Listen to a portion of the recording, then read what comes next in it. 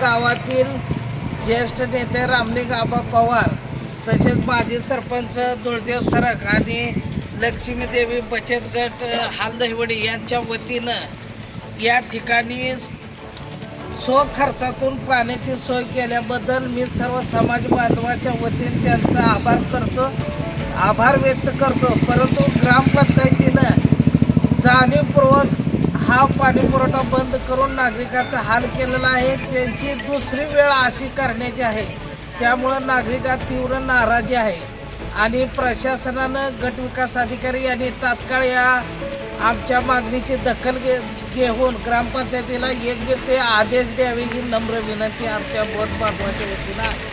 आपल्या हल्ल्यावर गावात 1 महिन्यापासून पाण्याची कमतरता असताना तसंच वेळोवेळी तर ग्रामसेवकाला किंवा ग्रामपंचायत सांगितलं बाबा पाण्याचं काय करतात बघू म्हणते ती, आणि हे करताना मग आमचे थोडासर रामलिंग आबा, ताना झांडे, खडू तात्या, कोणी अमूल्यजी किंवा सगळ्यांनी मिळून तात्पुरत्याने आम्ही सगळ्यांनी मिळून त्या बचत गटामार्फत किंवा आमच्या ह्याच्यातनं पाण्याचा टँकर आम्ही चालू केलेला, म्हणजे खर्चात नाही लोकांनी आमच्या पाण्याचा टँकर चालू केलं। तात्या, त्याबरोबर ही पाण्याची अवस्था अशी आहे, दायटी ते हालदहिवडी रस्त्याची अवस्था काय आणि कधी होणार आहे? आज लोकांचं इथं जर आज मिरजला दवाखान्यात पेशंट न्यायचा म्हटलं तरी 1 तासात जातोय आणि दहिवडीतनं दायटीला जायचं म्हटलं तरी आपल्याला 1 तास लागतोय। काय ह्याच्यावर तुमची प्रतिक्रिया आहे? हालदहिवडी दायटी, हालदहिवडी तिसंगी, हालदहिवडी शिरबावी, हालदहिवडी वाकी ही 4ही रस्ते सार्वजनिक बांधकाम विभागाकडं आहेत।